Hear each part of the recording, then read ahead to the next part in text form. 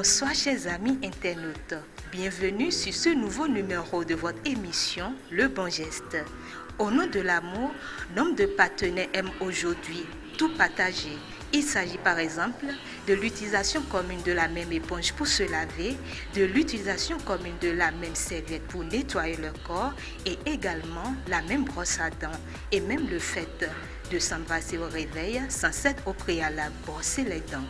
Vous avez compris, l'hygiène dans le couple, c'est ce sur quoi nous allons rencontrer pour vous deux médecins spécialistes. L'un est médecin interniste et l'autre médecin des maladies infectieuses et tropicales.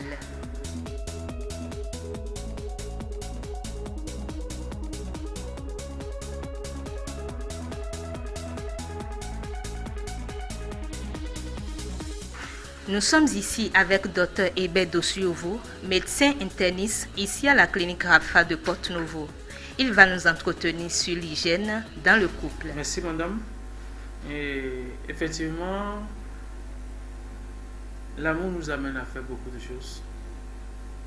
Mais sur le plan médical, il y a certains gestes que nous ne devons pas poser à cause des conséquences que cela peut entraîner sur l'un ou l'autre des partenaires. Vous avez abordé plusieurs volets.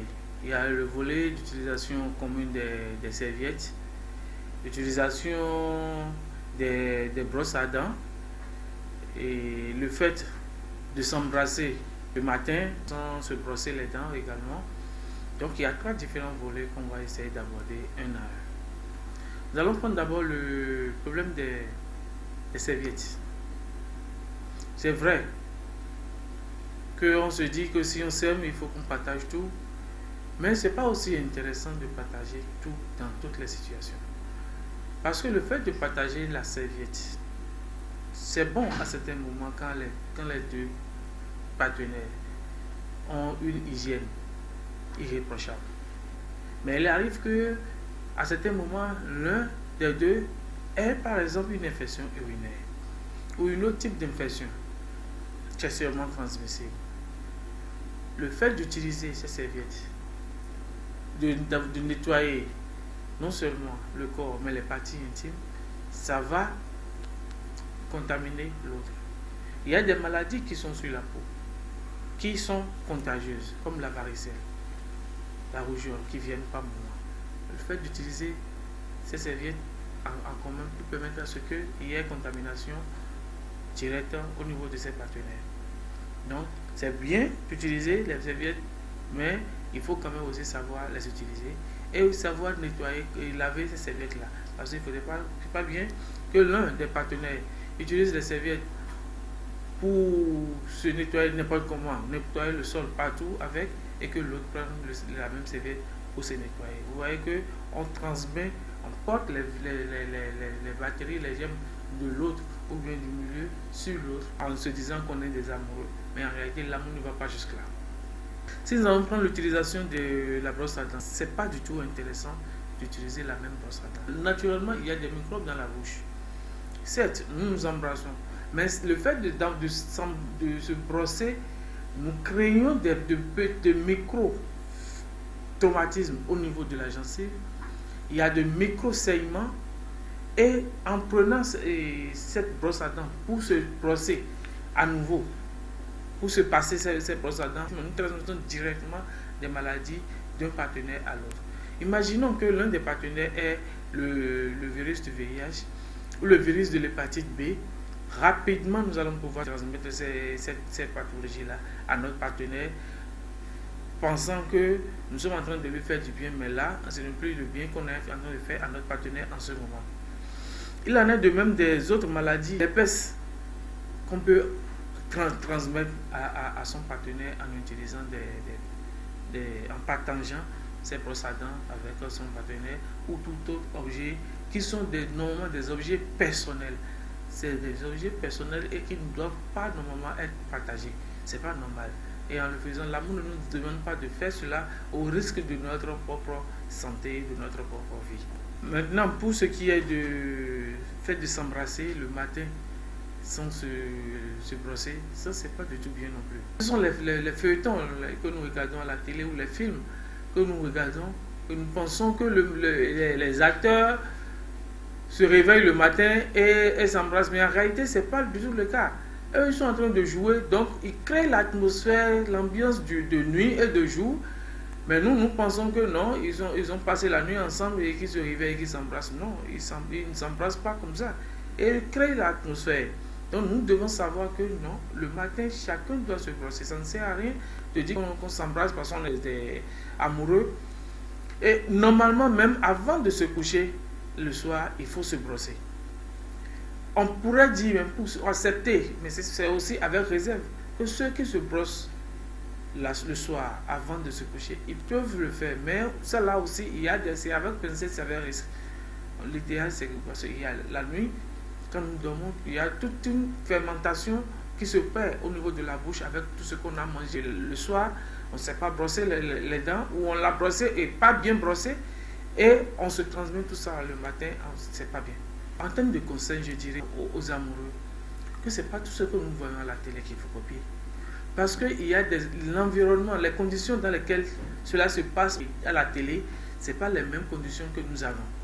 Les autres, ils créent l'atmosphère à l'instant T pour pouvoir réaliser l'action. Mais nous pensons que c'est parce que c'est naturel, c'est pas bon.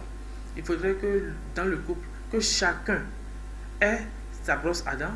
C'est personnel, rigoureusement personnel. On ne doit pas utiliser la même brosse à dents pour se brosser. Que chacun ait sa serviette. Et même que vous n'avez pas dit, mais il y a d'autres qui même se partagent les sous-vêtements. Ce qui n'est pas du tout bien, parce que nous transmettons des maladies, ce qui n'est pas, parce qu'on est amoureux, qu'on doit se transmettre des maladies. Non, on est amoureux pour vivre de cet amour et non que cet amour soit un handicap pour notre santé. Nous allons à présent rencontrer pour vous Dr Tokpanou Koudjo, spécialiste des maladies infectieuses et tropicales au centre hospitalier universitaire des départements de l'Ouémé et du Plateau. Avant que je n'aborde le thème, définir ce qui est hygiène et définir, à mon sens, ce qui est amour. Voilà. Si je prends l'hygiène, je peux dire que l'hygiène, c'est l'ensemble de toutes les pratiques corporelles, environnementales, sanitaires, qui assurent à chacun d'entre nous une bonne santé et du coup une bonne qualité de vie. Et si je définis maintenant l'amour de façon réduite, je pourrais dire c'est ce sentiment qui amène deux individus, parfois plusieurs individus si on reste dans un contexte de polygamie en Afrique, donc des individus à aller l'un vers l'autre et à accepter de se partager la vie intime ensemble. Surtout que si nous prenons l'amour défini en Goumbé, qui est ni wanami, ni wanawe, c'est en quelque sorte aimer l'odeur de l'autre, qu'elle soit une mauvaise ou une bonne odeur. Tant que tu n'aimes pas l'odeur de quelqu'un, tu ne peux pas vivre avec la personne. Maintenant, pour revenir donc à votre question, l'hygiène dans un couple amoureux, quels sont ses avantages et quelles sont ses limites? Je pourrais aussi dire que l'hygiène dans le couple veut dire tout simplement l'ensemble des pratiques, comme j'avais défini tantôt, qui permettent donc à ceux qui sont concernés par ce couple, impliqués dans ce couple, de vivre une meilleure qualité de vie, tant au niveau social qu'au niveau sanitaire. Et il va sans dire que plus dans ce contexte, l'amour n'autorise pas tout en matière d'hygiène dans le couple. Quand un partenaire a une hépatite, par exemple, je vais mettre l'accent sur l'hépatite B, par exemple, et ne prend pas des précautions qu'il faut prendre pour protéger sa partenaire ou bien son partenaire, vous comprenez que d'office, le patient porteur du virus de l'hépatite B va forcément contaminer son conjoint, si certaines mesures ne sont pas respectées.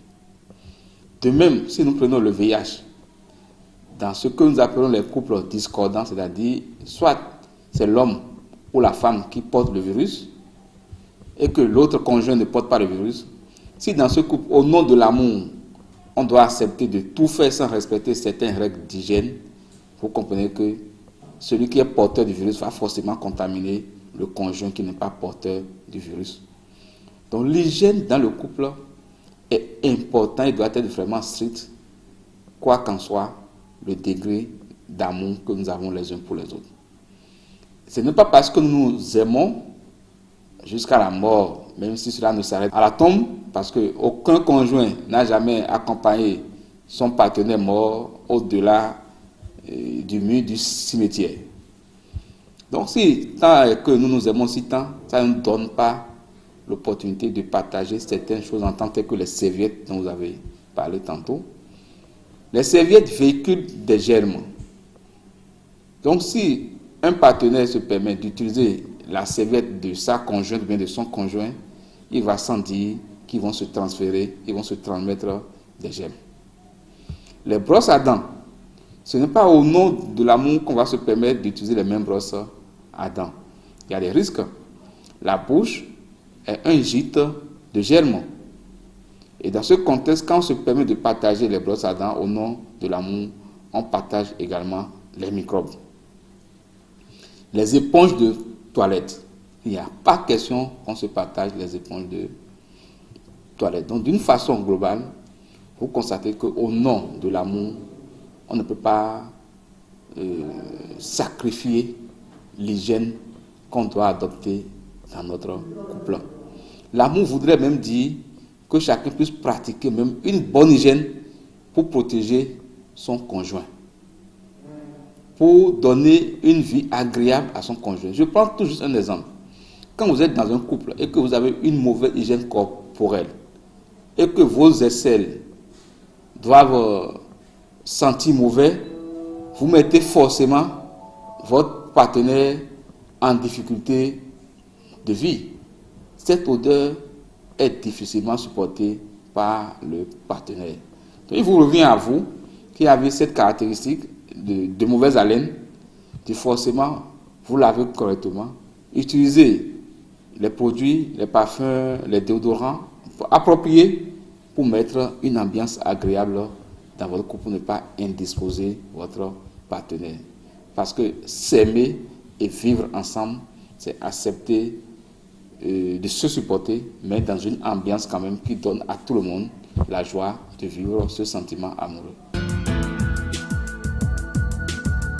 Et voilà, chers amis de la toile, nous espérons qu'avec tous ces conseils des médecins spécialistes, vous saurez prendre vos dispositions en ce qui concerne votre hygiène et celle de votre partenaire. Et n'oubliez surtout pas de faire le bon geste en aimant cette vidéo.